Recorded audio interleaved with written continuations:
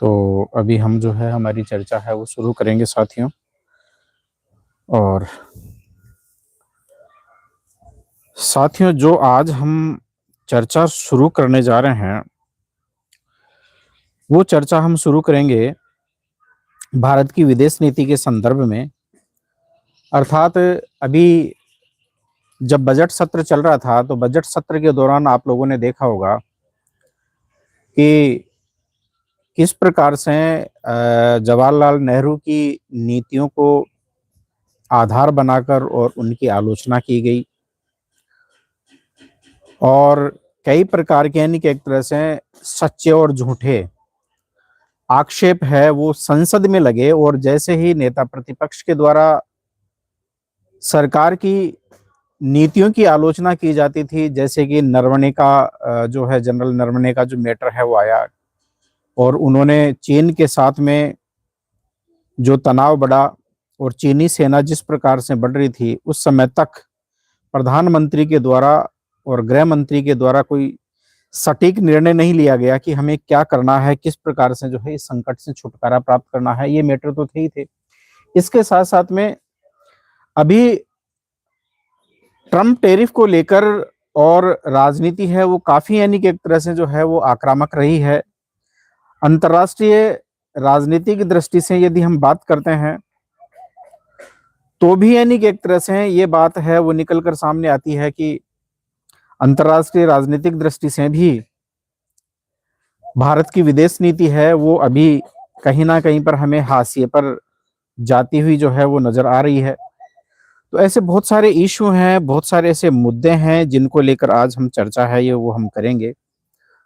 और इसी कड़ी में यानी कि एक तरह से आज की ये जो डिस्कशन है, आप सभी जानते हैं कि 1947 में 15 अगस्त 1947 को हमारा देश आजाद हुआ, भारत आजाद हुआ। उस समय तक हम आर्थिक रूप से बहुत कमजोर थे। अंग्रेजों के एक लंबे शोषण के बाद में न यहाँ पर रोजगार था, न उद्योग धंधे थे, और हमारी दूसरे देशों के ऊपर और विशेष रूप से उस समय पश्चिम के ऊपर हमारी निर्भरता थी। लेकिन एक वो ऐसा दौर भी था जब प्रथम और द्वितीय विश्व युद्ध का जो काल है वो जस्ट समाप्त हुआ था। पहले 1919 में जो है 18 में जो है वो 1914 से 1918 तक प्रथम विश्व युद्ध हुआ, और फिर 1939 से 1945 तक द्वितीय विश्व युद्ध हुआ। और इस द्वितीय विश्व युद्ध में भारत अंग्रेजों की ओर से जो है वो युद्ध लड़ा था, इसलिए अलग से भारत की तो कोई भूमिका नहीं थी। लेकिन मित्र राष्ट्रों के साथ में जो है भारत अपने आप में यानी कि एक तरह से जो है विजेता राष्ट्रों में सम्मिलित था। अब आती है भारत की विदेश नीति की बात। लेकिन जब भारत स्वतंत्र हुआ उस समय हमने न तो पूंजीवादी गुट का समर्थन किया और न ही साम्यवादी गुट का समर्थन किया, क्योंकि आप उस समय शायद आप लोगों को मालूम होगा कि अंतरराष्ट्रीय वैश्विक राजनीति में दो जो गुट है वो प्रमुख रूप से यानी कि एक तरह से जो है सक्रिय थे उस समय, और विश्व जो है दो गुटों में विभक्त था। एक पूंजीवादी गुट जिसका नेतृत्व अमेरिका कर रहा था, दूसरा साम्यवादी गुट जिसका नेतृत्व सोवियत संघ कर रहा था। उसी सोवियत संघ से टूटकर आज रूस बना है। तो सोवियत संघ के साथ में बांग्लादेश के साथ में पाकिस्तान के साथ में 1971 का जब हमारा युद्ध हुआ था और बांग्लादेश का जो है निर्माण हुआ, उस समय से सोवियत संघ ने जो है वो हमारी पूरी मदद की है, और सोवियत संघ के साथ में अमेरिका के बजाय हमारी ज्यादा मित्रवत संबंध है। लेकिन उसके बावजूद भी जिस रूस से हमें सस्ता तेल मिलता था और लगभग उसका 37 या 40% जो सप्लाई है रूस, तो उसमें यानी कि एक तरह से आज कम से कम 5-6 डॉलर प्रति बैरल हमें जो है रूस से हमें तेल है वो सस्ता मिलता था। लेकिन उसके बावजूद भी अभी जिस प्रकार से अमेरिका में एप्स्टीन फाइल्स खुली हैं, आप सभी जानते हैं सोशल मीडिया के ऊपर। अब एप्स्टीन फाइल्स के बारे में ज्यादा यानी कि एक तरह से बताने की आवश्यकता नहीं है, लेकिन एक सबसे महत्वपूर्ण जो बयान है वो अमेरिकी राष्ट्रपति का है, और अमेरिकी राष्ट्रपति ने यानी कि एक तरह से बयान देते हुए ये कहा है कि Modi is a great man, but I don't want to destroy Modi's political career. यानी मैं मोदी है वो एक, यानी एक तरफ वो जो है वो प्रधानमंत्री मोदी की तारीफ करते हैं, लेकिन इसके साथ साथ में ये धमकी भी देते हैं, ये कहते हुए, जिसमें धमकी का एक भाव छुपा हुआ है, कि मैं मोदी का राजनीतिक कैरियर समाप्त नहीं करना चाहता। यानी इसका मतलब एप्स्टीन फाइल्स में, ईमेल में जिस प्रकार से प्रधानमंत्री नरेंद्र मोदी का ये नाम आया कि जो सेक्स रैकेट चलाता था, ह्यूमन ट्रैफिकिंग करता था, बच्चियों का यानी कि एक तरह से उनके साथ में यौन शोषण जो है करता था, उनकी तस्करी करता था, और उसका जो खुद का अपने आप में जो आइलैंड है, सेंट लिटिल जेम्स आइलैंड जो है, वहां पर उन्होंने यानी कि एक तरह से अपनी इस काली दुनिया का पूरा एक साम्राज्य स्थापित कर रखा था, जिसमें बड़े बड़े यानी कि एक तरह से लोगों को जो है उसने जोड़ रखा था। वर्तमान राष्ट्रपति डोनाल्ड ट्रंप है, वो भी यानी कि एक तरह से उसके जो है ग्राहक थे। प्रधानमंत्री मोदी जो है उनसे सलाह लेते हैं, और इस प्रकार की जब ये बातें जब सामने आ जाती है, तो इन बातों को लेकर ही यानी कि एक तरह से जो है ये जो है स्थिति है बड़ी यानी कि एक तरह से जो है वो सोचने बनी है। तो मोदी के का नाम लेकर, और जैसे ही एप्स्टीन फाइल्स का नाम आया, सरकार के ऊपर दबाव बनाया गया, और जिस टैरिफ को मानने के लिए यानी 50% टैरिफ का दबाव भी हमने जो है नकार दिया था, उसको भी हमने, उस दबाव को भी स्वीकार नहीं किया। और ऐसी स्थिति में यानी कि एक तरह से जो है हमने अमेरिका के सामने हम झुके नहीं, और हमने हमारा जो एग्रीकल्चर जो सेक्टर है वो नहीं खोला, और आज हमने एग्रीकल्चर सेक्टर खोल दिया है।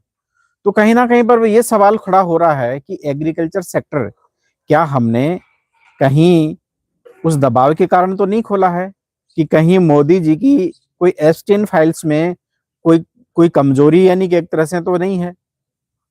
यानी जिस गुटनिरपेक्ष नीति के आधार पर भारत थर्ड वर्ल्ड का नेतृत्व कर रहा था, आज वो गुटनिरपेक्षता की जो नीति है वो पूरी तरह से खत्म हो चुकी है, वो आंदोलन पूरा खत्म हो चुका। वो थर्ड वर्ल्ड का यानी कि एक तरह से जो भारत अपने आप में नेतृत्व करता था और विश्व का एक नेता था, आज उसकी वो छवि है पिछले 12 साल में मोदी जी के कार्यकाल में वो तो खत्म हो ही चुकी है।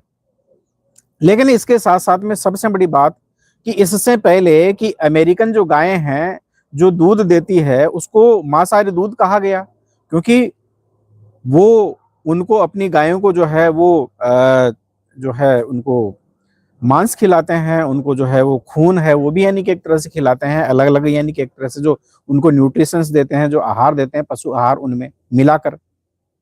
हालांकि वैसे ये जो जानवर है वो शाकाहारी होता है, डायरेक्ट यानी कि एक तरह से मांस नहीं खाता, लेकिन अगर उनमें उनको मिलाकर दे दिया जाए तो जानवर वो खा सकता है। तो इसलिए उसके बारे में ये सवाल था कि हम जो है मांसाहारी दूध को अगर भारत में लाएंगे तो इससे हमारा भारत का जो धर्म है वो भ्रष्ट होगा।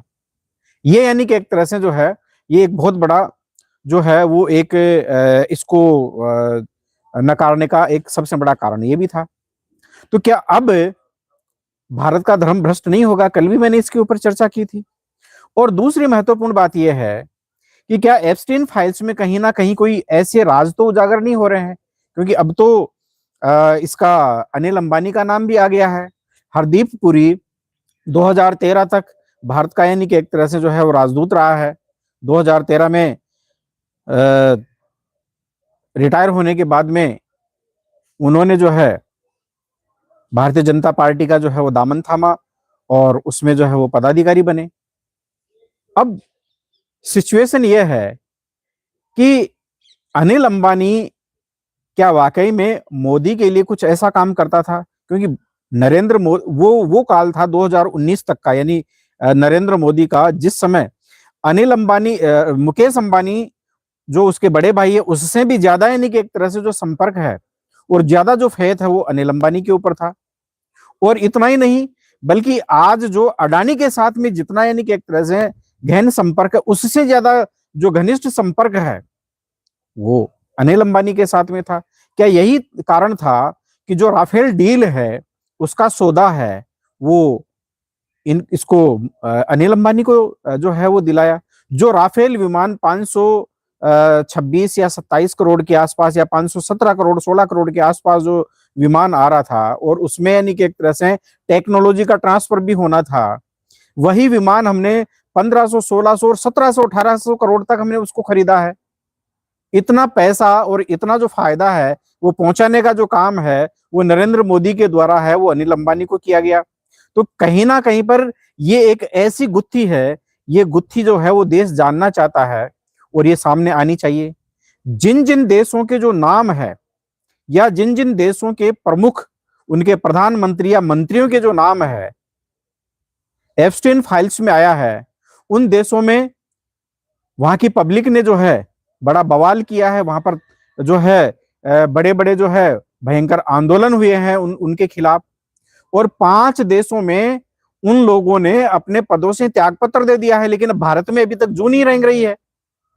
विपक्ष के ऊपर भी सवाल है कि विपक्ष को यानी कि एक तरह से संज्ञान लेना चाहिए। हमारे जैसे राजनीतिक दल तो अभी यानी कि एक तरह से शेषावस्था में है, उनके पास में ना तो इतना मैन पावर है ना इतनी पावर है।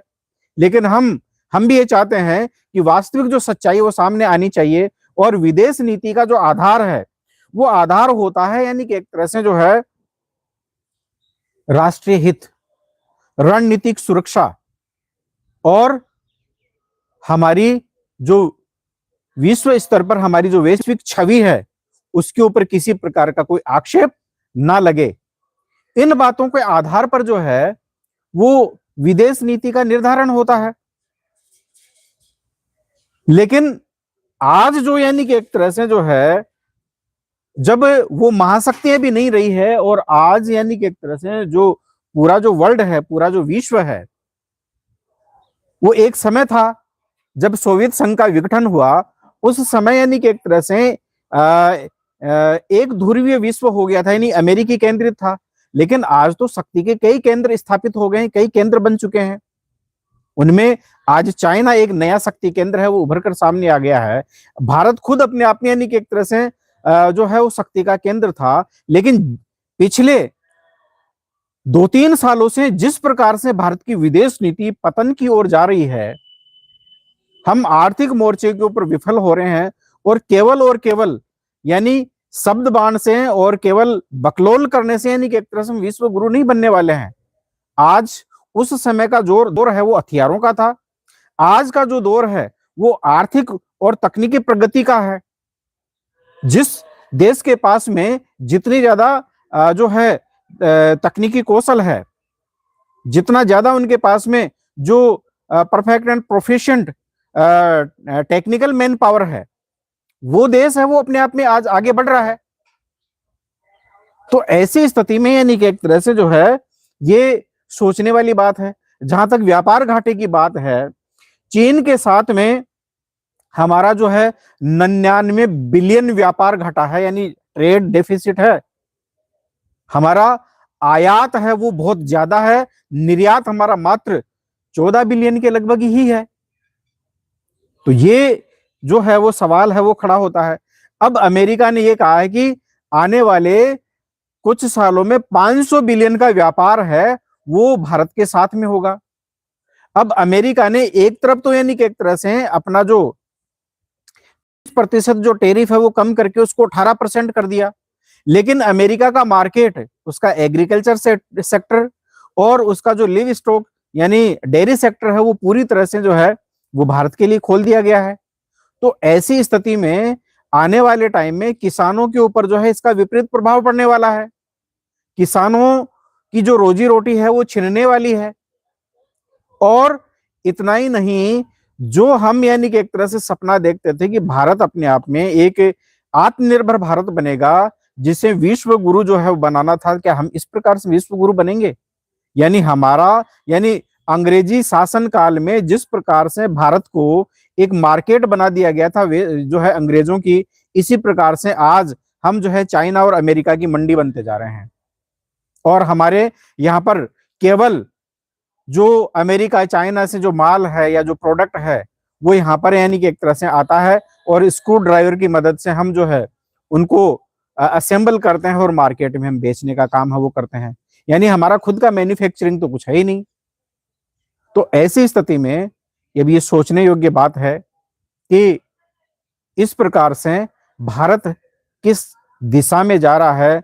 रोजगार का यानी कि एक तरह से जो है वो संकट पैदा होने वाला है, अर्थव्यवस्था जो है वो और ज्यादा गर्त में जाने वाली है, शेयर मार्केट है वो और ज्यादा नीचे है, वो गिर सकता है। और सबसे बड़ी बात यह है कि वापस हम जो है वो अमेरिका जैसे उस पूंजीवादी देश के पिछलग्गू और गुलाम बन गए, जब हम कमजोर परिस्थितियों में थे, जब हम आर्थिक रूप से इतने जो है कम एक तरह से वीक थे या डाउन थे, उस समय भी हमने अमेरिका के सामने घुटने नहीं टेके, जो आज घुटने हमने अमेरिका के सामने टेक दिए हैं। तो क्या ये घुटने एप्स्टीन फाइल्स में मोदी जी का या कोई हमारे यानी कि एक तरह से अन्य जो लोगों का नाम आने के डर से यानी कि एक तरह से जो है वो इस प्रकार का ये जो है वो डील किया जा रहा है, ये समझौता किया जा रहा है? कहीं कोई ऐसी सीडी या ऐसे कोई फोटोग्राफ या कोई वीडियो अमेरिका एक्सपोज ना कर दे। लेकिन मोदी जी, हम आपको कहना चाहते हैं कि वो अमेरिका है, और अमेरिका वाले प्रधान जो वर्तमान जो राष्ट्रपति ट्रंप है उसको भी वो छोड़ने वाले नहीं है, क्योंकि वहां पर उनकी जो कांग्रेस है वो हमारे भारत की संसद की तरह से नहीं है। जो जैसा यानी कि एक तरह से आप कहेंगे वैसा वो करेंगे। वहां के जो कांग्रेस है अर्थात सीनेट और वहां की जो प्रतिनिधि सभा है, और सीनेट वहां पर शक्तिशाली है, और आज सीनेट ने जो है ट्रंप के खिलाफ वो प्रस्ताव पारित किया है। 52 वोटों से जो है प्रस्ताव वो पास हुआ है। सीनेट वहां पर पावरफुल है। अब रही बात यानी कि एक तरह से प्रतिनिधि सभा की, तो प्रतिनिधि सभा के भी ज्यादातर जो सांसद है वो ट्रंप के खिलाफ हैं, और वहां का जो डीओजी है, डिपार्टमेंट ऑफ जस्टिस, उसको यानी कि एक तरह से जो भी निर्णय लेना है वो सोच समझ कर लेना है। आज तो पूर्व राष्ट्रपति बिल क्लिंटन ने भी यानी कि एक तरह जो है क्लियर कर दिया है कि इस मामले की बिल्कुल निष्पक्ष जांच होनी चाहिए, और कमरों में बैठ के नहीं, बल्कि बंद कमरों में नहीं, बल्कि खुले रूप में यानी कि एक तरह सुनवाई करें, और इस मामले में जो भी यानी कि एक तरह से मुझसे सहयोग चाहिए, मैं सहयोग देने के लिए मैं तैयार हूं। तो ये बात है वो बिल क्लिंटन ने भी कही है। अगर इस प्रकार की कुछ ऐसी बातें हैं तो आपको खुलकर यानी कि एक तरह से जो है देश के सामने आपको कहना चाहिए। अगर कोई गलती हुई है तो आपको गलती को स्वीकार करना चाहिए। इस देश के लोगों का दिल है वो बहुत बड़ा है, वो आपको माफ कर सकते हैं यदि गलतियां हुई है, लेकिन देश को बेचने का काम है वो बंद होना चाहिए। देश के साथ में गद्दारी है वो बंद होनी चाहिए।